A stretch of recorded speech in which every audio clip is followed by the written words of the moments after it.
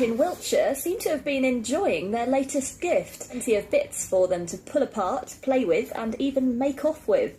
Wardens are trying to get the rhesus monkeys used to seeing cars again in time for the spring and summer visitors. This moves most monkeys in northern India.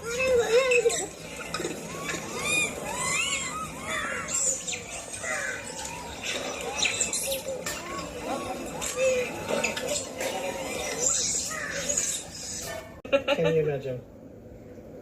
Can you imagine that? They're still there. I know, I see.